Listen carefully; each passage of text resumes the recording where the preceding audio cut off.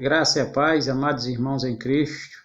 Vamos ao texto da meditação de hoje, no Evangelho de João, capítulo 9, dos versículos de 1 a 7, que fala sobre o cego de nascença. E o texto sagrado diz assim: Caminhando Jesus viu um homem cego de nascença, e os seus discípulos perguntaram: Mestre, quem pecou, este ou seus pais, para que nascesse cego? Respondeu Jesus: Nem ele pecou, nem seus pais, mas foi para que se manifestassem nele as obras de Deus. É necessário que façamos as obras daquele que me enviou enquanto é dia. A noite vem quando ninguém pode trabalhar. Enquanto estou no mundo, sou a luz do mundo. Dito isto, cuspiu na terra e, tendo feito lodo com a saliva, aplicou aos olhos do cego, dizendo-lhe: Vai, lava-te no tanque de Siloé, que quer dizer enviado. Ele foi, lavou-se e voltou vendo, graças a Deus. Então, irmãos, ali na festa dos tabernáculos, no sábado, Jesus Cristo curou aquele cego de nascença. É um homem que representa, que configura aí a representatividade de todo o homem antes da sua conversão, que era cego espiritual e desprezado. Era uma pessoa, um homem que vivia perambulando como uma folha seca por este mundo, mas após ser curado de sua cegueira, tornou-se filho de Deus, encontrando sentido para a vida e começando a proclamar a salvação aos cegos. Temos aqui algumas lições que nós podemos tirar rapidamente aqui desse texto, e a primeira delas, queridos irmãos, Cristo é quem limpa os nossos olhos espirituais. No Antigo Testamento, a lei acusava o transgressor, a lei apontava para o pecado, a lei mostrava o castigo, mas a lei não mostrava o remédio, nem apresentava a cura. Mas, com o advento da graça, com o ministério do Senhor Jesus Cristo e a obra de Deus para a salvação do homem, que Jesus Cristo estava apresentando ali, Deus estava em Cristo Jesus mostrando, trazendo salvação para o homem pecador. Jesus estava curando os olhos dos cegos espirituais, representados ali naquele homem cego de nascença, e fazendo com que esses homens que antes eram cegos e agora passam a enxergar, passassem a ser filhos de Deus, pessoas do reino de Deus, pessoas que conseguem agora ver, contemplar a salvação a Jesus Cristo. Quando foi aqui no versículo 3, naquela oportunidade, no 2, quando os discípulos perguntaram: Senhor, se foi os pais ou se foi ele que pecou, porque eles associavam a determinadas doenças, como a cegueira, por exemplo, e a situação daquele homem, ao fato de alguém haver pecado, seja os pais ou ele. Jesus desfez a expectativa daqueles apóstolos, daqueles discípulos, e Jesus falou que nem foi os pais, nem foi ele quem pecou, mas aquela situação foi permitida por Deus para que se manifestasse naquele homem as obras de Deus. O Senhor Jesus limpou os olhos do cego com lodo feito de saliva e terra, no versículo 6, e isso aí pode representar a figura da loucura da pregação, não é? Como que alguém poderia ter sua vista nascida do nada, com saliva misturada com terra, não é? Mas a pregação da cruz de Cristo, a salvação de um homem pecador, de uma mulher pecadora, é loucura para aqueles que se perdem, é loucura para aqueles que vivem no mundo e não conseguem compreender essa obra de Deus entre os homens. Interessante ali, irmãos, é que depois que aquele cego, ouvindo a palavra de Jesus, mandando ele ir se lavar, que ele foi ao tanque de Siloé, ele passou a enxergar. Então, o primeiro ponto é justamente esse. Cristo limpa os nossos olhos através da sua palavra, através das instruções do Espírito Santo de Deus, através da oração, da meditação que o novo crente faz, que o lavado, o regenerado, o remido faz com a palavra de Deus. Está aí a importância de debruçar-se diante da palavra do Senhor para que possa ser limpo todos os dias, tirar das escamas dos seus olhos e que os seus pés e os seus passos possam ser consertados para que seja agradável ao Senhor. Segundo ponto que nós podemos destacar nesse texto do cego, da cura do cego de nascença. Segundo ponto, há uma oposição à obra de Cristo na vida daqueles que são curados por eles. Ou você pode dizer assim, há uma oposição na vida pessoal daqueles que são curados por Jesus. É claro, aqui no texto, a partir do versículo 13, mostra que os fariseus começaram a interrogar o que teria sido aquilo, começaram a interrogar o homem. Nem os seus pais mesmo conseguiram se manter firmes diante das acusações, das interrogações daqueles fariseus. E aí o texto nos mostra que aquele ex-cego foram inquiridos pelos fariseus. E isso, queridos, podemos aprender daqui exatamente o que eu estou falando.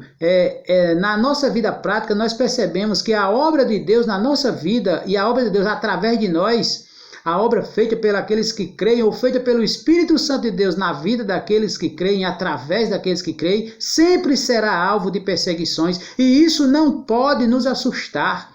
Ninguém que pega no arado, ninguém que se arroga o fato de ter sido lavado e remido, de ter sido limpo da sua cegueira espiritual, pode cair nessa tentação de desfalecer por causa de perseguições, queridos. Isso sempre vai acontecer. Aconteceu com aquele homem, agora a diferença foi a atitude daquele senhor.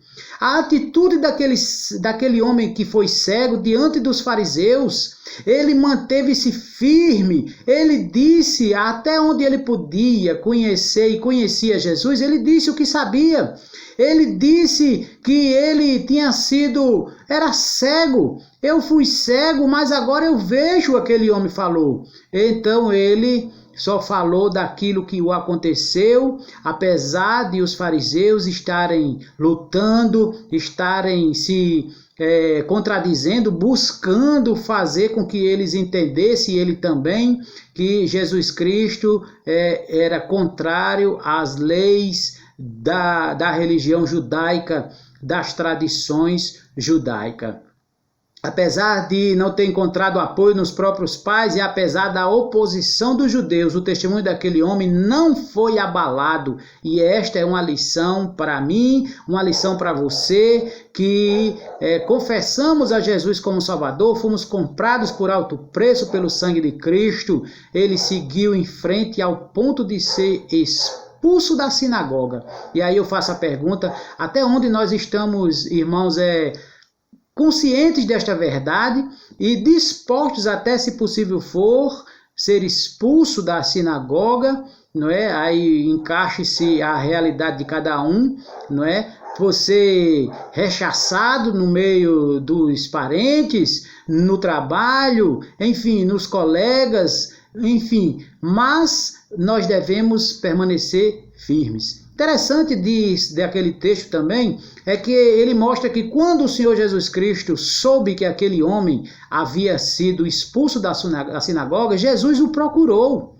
Jesus então revelou-se para aquele homem como sendo o Filho de Deus, Jesus, o Filho de Deus, o Messias prometido, aquele que foi enviado para resgatar, para salvar Israel dos seus pecados. Aquele homem, queridos, havia testemunhado de Jesus na sua simples fé inicial e havia permanecido firme contra as palavras daqueles fariseus. mas agora ele saberia profundamente ou mais plenamente sobre Jesus, que Jesus era o Filho de Deus, o Messias, e ele certamente, a partir daquela novidade de vida que ele recebeu de Cristo, ele, como novo crente, se agruparia aos demais que estavam sendo transformados por Cristo, pela obra de Deus. Cumpre-se nele aquilo que Jesus falou,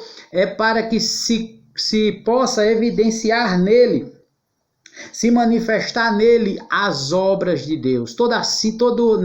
Assim também na vida de todo aquele, meu querido, que se achega a Cristo por sua palavra, por intermédio do Espírito Santo, através das nossas vidas, assim como aconteceu conosco.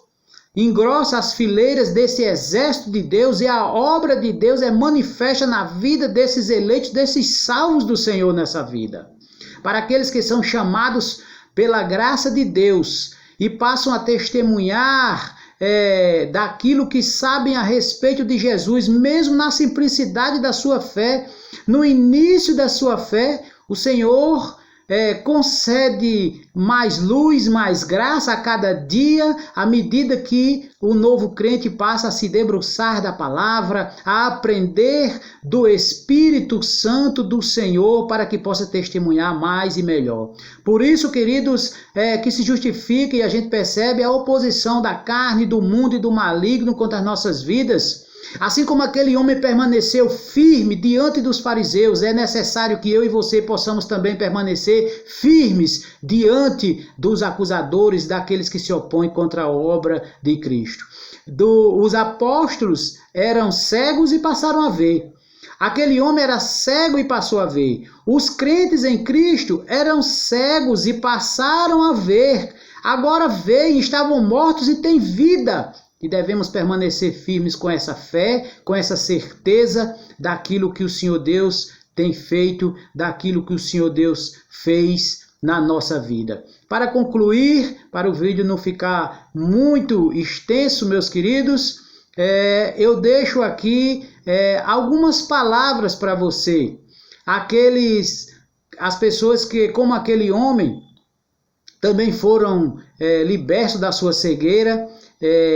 Eu vou deixar 3 conselhos aqui, simples. Toda pessoa em obediência à palavra do Senhor, uma vez liberto da sua cegueira espiritual, primeiro, deve aprender a lavar-se na palavra de Deus para ficar vendo.